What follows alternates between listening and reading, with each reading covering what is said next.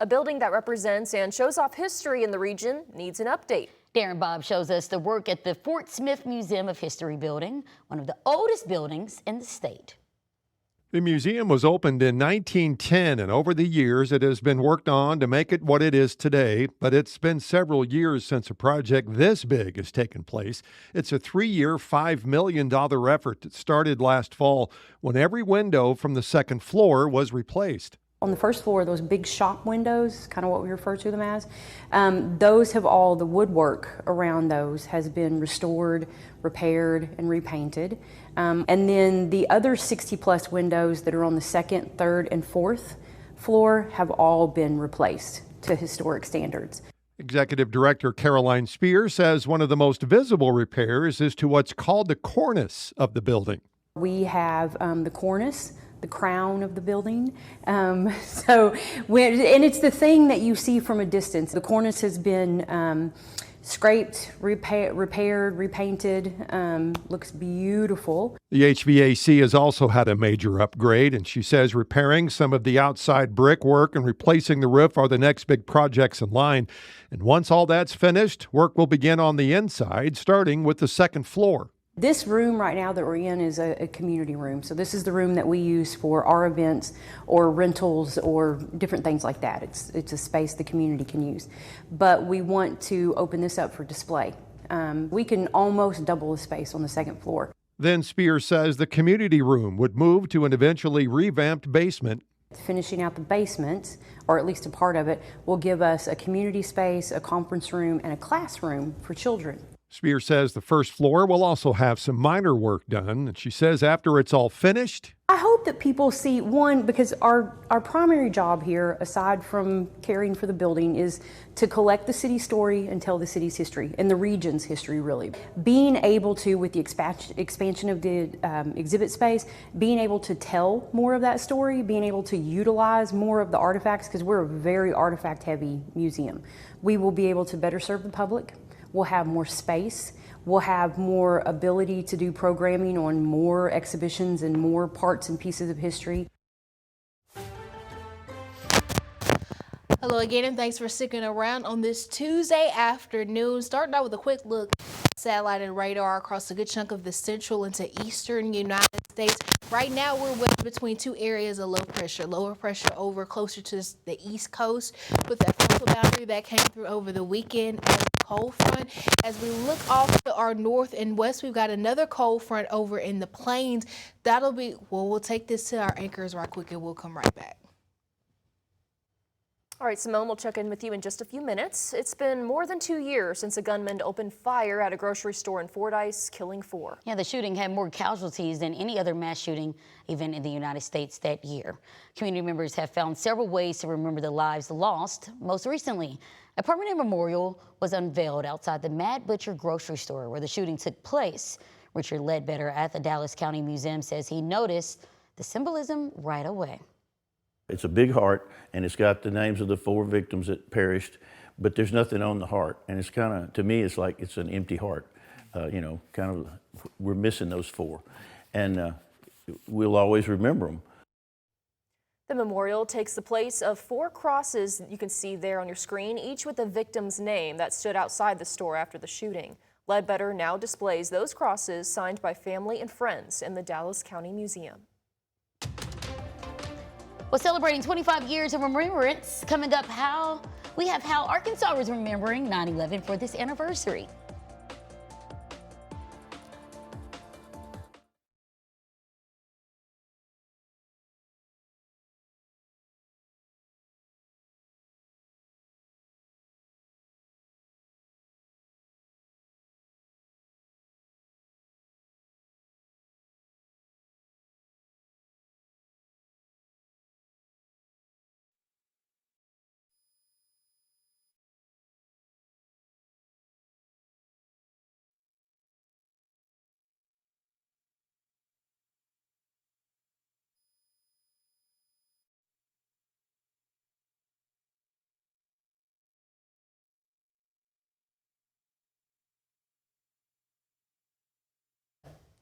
Hi. Okay, yes, that is my mic.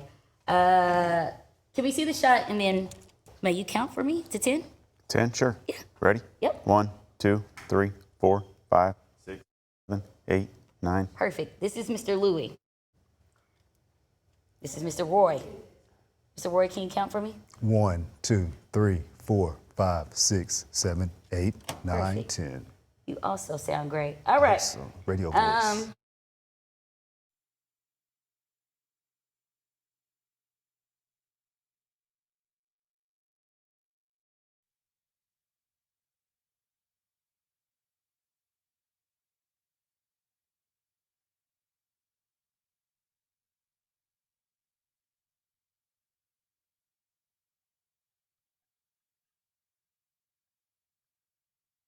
Hey, yes, do I need to still, am I starting 9 or we're just gonna start together?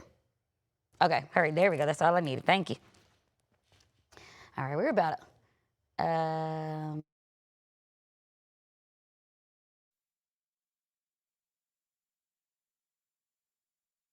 1, 2, 3, 4, 5, 6, 7, 8, 9, 10, 11.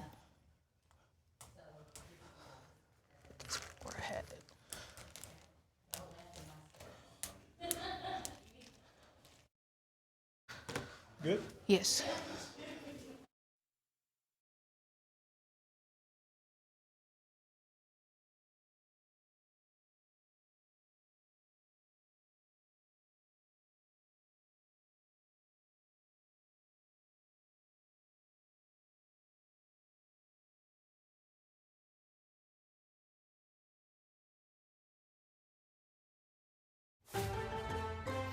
Well, that's the beauty of live TV, y'all. Sometimes things go wrong. Hopefully, my mic is working okay so y'all can hear about this forecast. We're going to start out again kind of explaining what's going on. A northeast wind following this high pressure that is just over into the Midwest. We're wedged in between two areas of low pressure. This cold front you see draped through the plains right now, that's going to inch closer to us by the end of the work week. It's going to move fairly slowly through Kansas and Missouri, but that's what's going to be kind of the origin point for our rain chances later on down the line. Looking again at the state this afternoon, we've been seeing mainly clear to partly sunny skies across the state. Well, first my mic's not working, now my remote doesn't want to work. We're going to take this off the wall and keep going. Across the state, we are seeing mostly clear skies, some of those low level clouds hanging out across the state. As that high pressure I just pointed out to you keeps pushing east, we'll see that wind direction shift from more of the east to more of the southeast tomorrow and into the second half of the week. So that's where you see these dew points going up.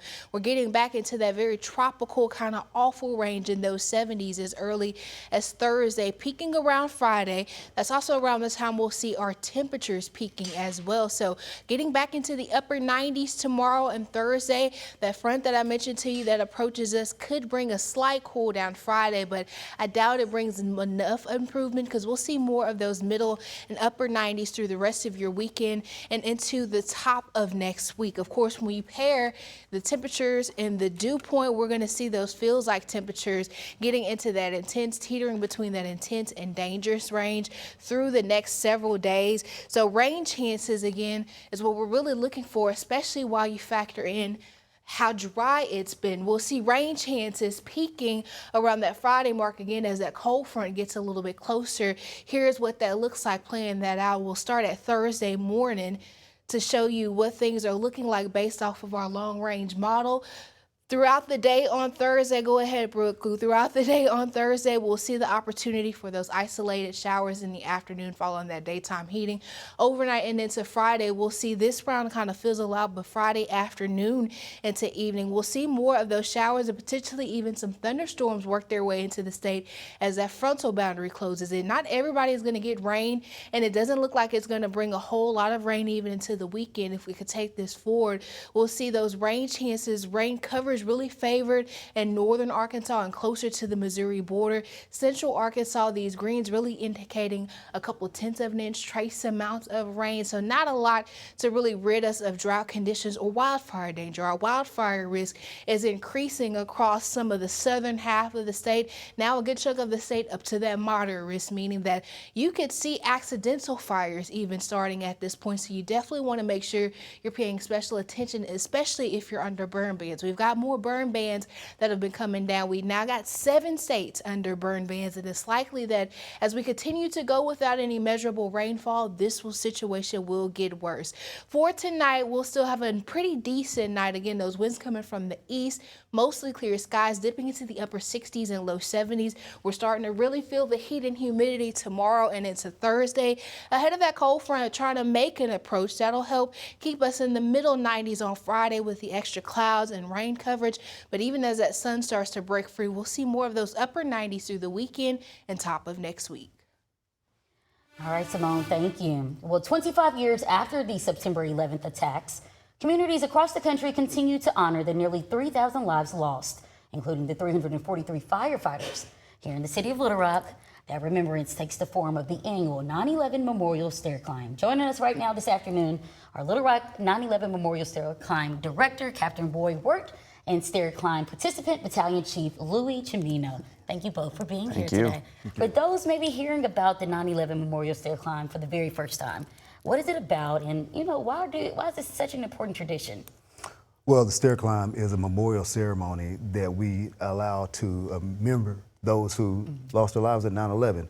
And it's a way of still staying fit and be able to come out and participate, and the whole community is invited. So it's a time for firefighters, police officers, EMS to come out and say, hey, some of our men were lost that day. So let's come out here and remember them. So this is a time for everybody to come together and have a good time and be able to remember those who paid the ultimate sacrifice. Absolutely. I love that there are some special aspects to it all. Those getting the opportunity to wear a photo of the fallen first responder. Explain that tradition.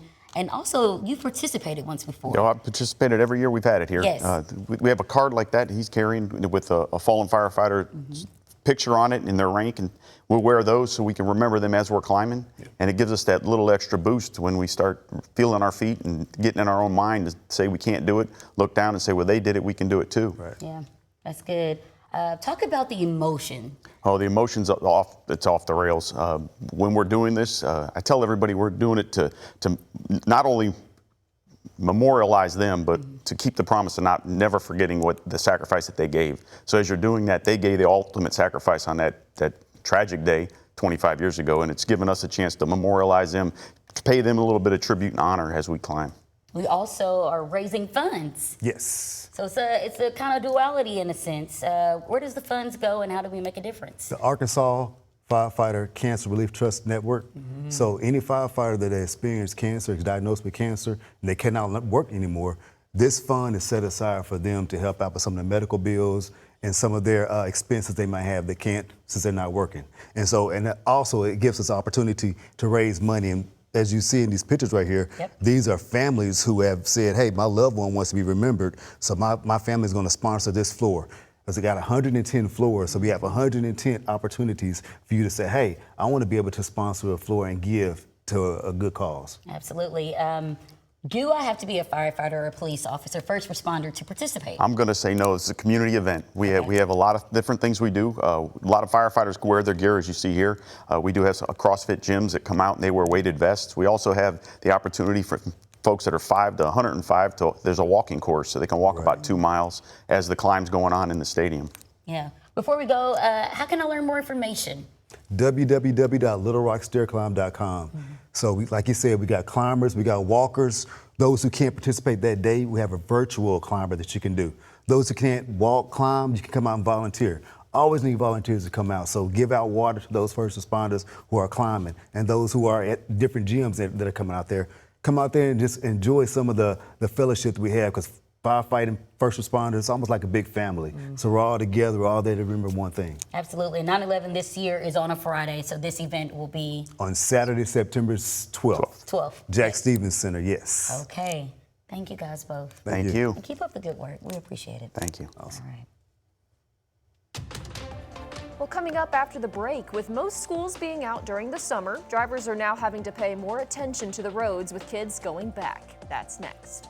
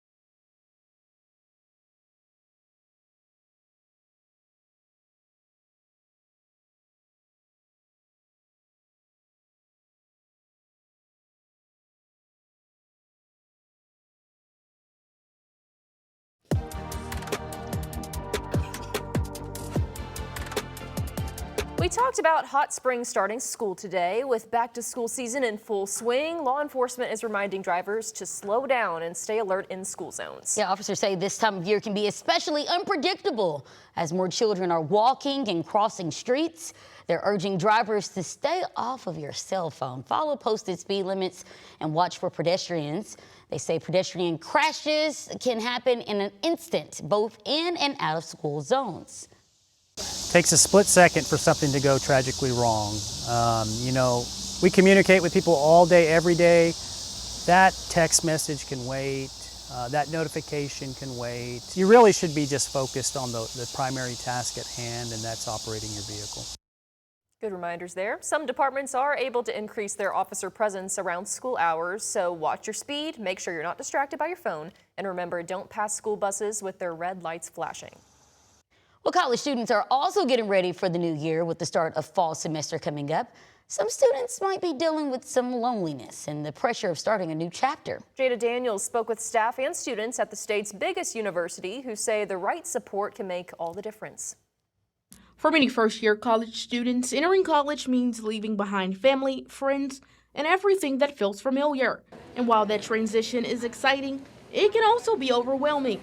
But staff at the University of Arkansas say there are resources to help along the way. Our counseling and psychological services over in the Pat Walker Health Center. That is free for students to go and speak to a counselor, and we have lots of other resources for students who may be struggling with their mental health or just missing home. Dr. Skylar Ames Patton says one of the best ways to adjust is to get out of your comfort zone. I always tell students too, the research continually shows that the more involved students are actually outside of the classroom, the more likely they are to be successful academically. Something senior Macy Edwards says she's learned firsthand. Edwards says moving to a new state and starting college wasn't easy, to say the least. It was definitely very scary at first. I didn't know anyone coming in, I didn't have a friend or anything. But the people on my floor were very friendly, and I was able to make friends with my classmates very quickly. Other students say finding your community can turn a big campus into a place that feels like home. It's important to find your own organization and stuff and find your own people because it's kind of overwhelming. And as someone who wasn't in Greek life, I feel like it kind of just seemed like everybody was involved in Greek life. The University of Arkansas says one of the best ways for new students to get acclimated is by taking part in A Week. Events from August the 10th through the 16th that help students learn about organizations, meet others, and navigate campus before classes begin.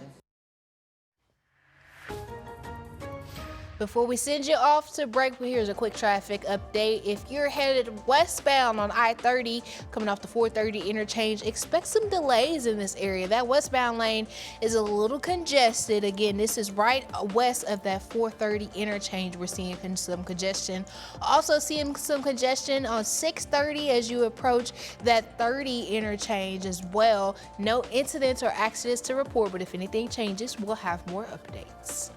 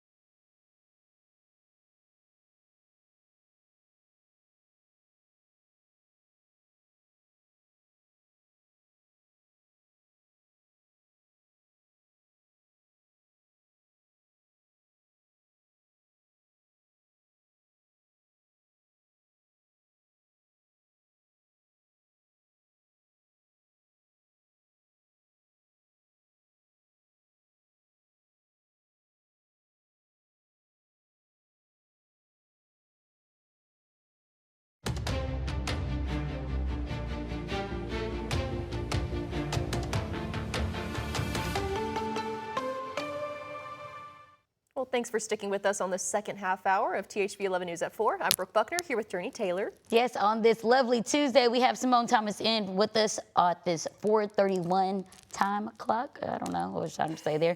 Look, It's getting hotter outside, Simone. I think that's what it is. The heat is getting to my brain at this I point. think the heat is getting to all of my weather equipment too. Yes. What is going on? I don't know what's going to. Hopefully, this half hour will go a little bit smoother than the first. We'll start out with a look at our temperatures and dew points, or that measure of humidity, just to kind of paint the picture. It is starting to get warmer. It's starting to get a little more humid, but you've seen this map before, covered in those blues and pinks. That's really when we're at our worst with the humidity. So we're still not there yet, just a little bit warmer than what we saw this time yesterday. 93 in the capital city. That's also the current temperature in Pine Bluff. Hot Springs, bless y'all heart, up to 97. That's a story in Camden as well. Fort Smith off to our west, up to 99. Of course, those feels like temperatures a little bit higher because we've got a little more moisture in the air. 95, the current feels like in Little Rock. 99 in Hot Springs. Fort Smith feeling like 102. So there's not a drastic difference with your feels like temperature and air temperature, but over the next couple of days, as that humidity continues to increase, we'll see more of that difference in the afternoon. But for the rest of this afternoon and into the evening, a few clouds out there, but mostly sunny. Right now, winds are pretty breezy from the southeast, but after that sun sets, wind speeds will calm down a little bit, coming from the southeast with mostly clear skies. That'll help temperatures dip into the upper 60s and low 70s. We'll talk more about the rest of your week in the 7-day outlook, so make sure you stick around. All right, Simone, thank you. 5 states are holding primaries today, with the November general election now just 3 months away. And a big battle on the Democratic side is happening in Michigan, pitting two factions of the party that has leaders in Washington following closely. Jared Hill has details from New York. Voters are going to the polls for primaries in 5 states, Virginians among those choosing nominees for Senate and House races. You can't complain about anything that happens in government if you're not part of it. In Washington state, trucks delivered mail-in ballots, which were then sorted before being counted.